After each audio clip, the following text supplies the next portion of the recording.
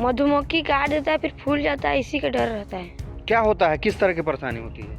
मधुमक्खी काट ले इसी के डर से बहुत परेशानी है। अभी मैं हाल ही में सभी विभागों को आवेदन लिखा कि मधुमक्खी से हमारे बच्चों को बहुत परेशानी हो रहा है। हमारे बच्चे खेल कूद नहीं पा रहे हैं, ना बाहर नहीं निकल पा रहे हैं। बहुत ज़्यादा मेरे को डर है क्योंकि मैं पूरे बच्चे लोग मेरे भरोसे रहते हैं। अगर किसी बच्चे को कुछ हो जाता है तो उनके गार्जियन लोग भी मेरे ऊपर दबाव बनाएंगे।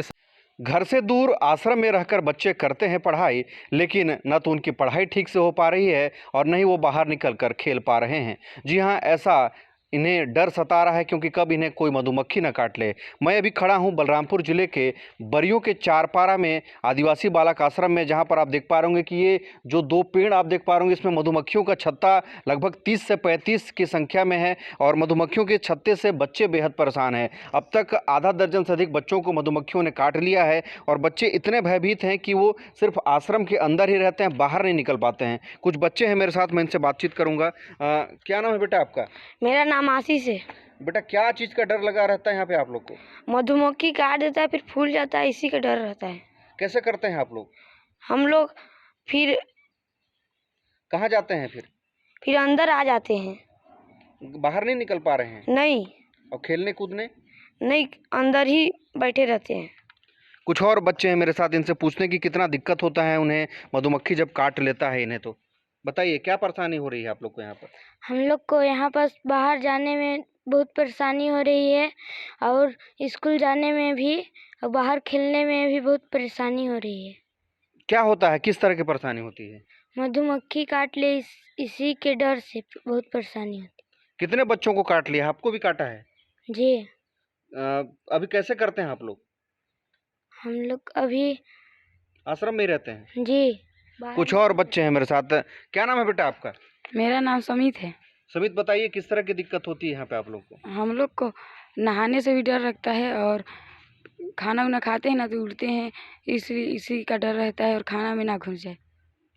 तो ये बच्चे हैं जिनका उम्र काफ़ी कम है, लेकिन इनका आप देख पा रहे होंगे कि ये कितने डरे हुए हैं मधुमक्खियों के हमले से, क्योंकि अभी तक आधा दर्जन से अधिक बच्चों को मधुमक्खियों ने काट लिया है और ये डर के अंदर सिर्फ इसी आश्रम के अंदर रहते हैं। पढ़ने भी जाते हैं तो सिर्फ स्कूल में रहते हैं और किसी तरह जब छुट्टी होती है तो भागकर वो स्कूल के अंदर आते हैं, आश्रम के अंदर, ताकि मधुमक्खी उन पर हमला ना करे। मेरे साथ यहाँ के अधीक्षक भी मौजूद हैं, राम रतन जी। मैं इनसे बात करूँगा कि ये जो मधुमक्खियों का ये छत्ता है कब से यहाँ पर मौजूद है और किस तरह से यहाँ पर दिक्कत हो रही है?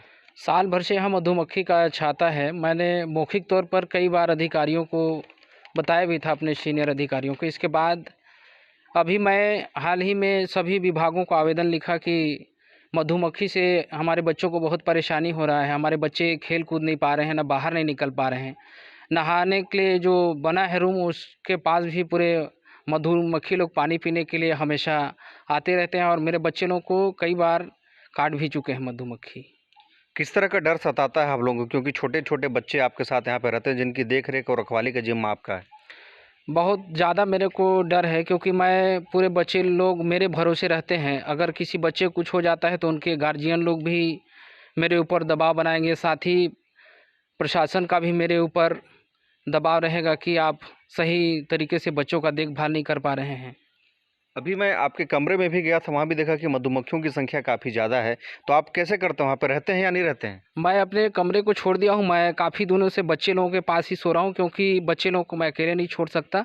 मेरे कमरे पे आपने देखा होगा कि पूरा मधुमक्खियों का ही डेरा उसमें जमा हुआ है। आप कुछ कागज़ भी रखे, उसे हम मुझे दिखाएंगे कि इसमें आपने आवेदन दिया है क्या? इसीलिए आवेदन दिया है क्या मधुमक्खियों को हटाने के लिए? जी, मैं इसीलिए विभागों को अवगत करा दिया है कि मेरे बच्चे बहुत परेशान हैं, इसलिए मधुमक्खियों का छत्ता हटाया जाए।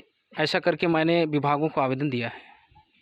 तो आपने सुना और देखा बच्चों का डर, एक आश्रम अधीक्षक की परेशानी की किस तरह से मधुमक्खियों का जो यहाँ पर छत्ता है स्कूल और आश्रम के ठीक सामने है और जिनकी संख्या हज़ारों में है, लाखों में है, और छत्ता जो है लगभग 30 से 35। ऐसे में बच्चे बेहद परेशान हैं। वो एक कैद की तरह यहाँ पर रह रहे हैं सिर्फ मधुमक्खियों के कारण। उन्हें कभी काट न ले इसलिए वो बाहर नहीं निकल पाते हैं और नहीं खेल पा रहे हैं। ऐसे में छात्रावास अधीक्षक ने ये पहल तो की है कि इन मधुमक्खियों के छत्तों को यहाँ से हटाया जाए और उन्होंने विभिन्न विभाग के अधिकारियों को पत्र भी लिखा है। बहरहाल देखने वाली बात होगी कि बच्चों का डर ये कब खत्म होता है और ये मधुमक्खियों के छत्ते कब यहाँ से हटाए जाते हैं। अरुण कुमार सोनी, IBC 24, बलरामपुर।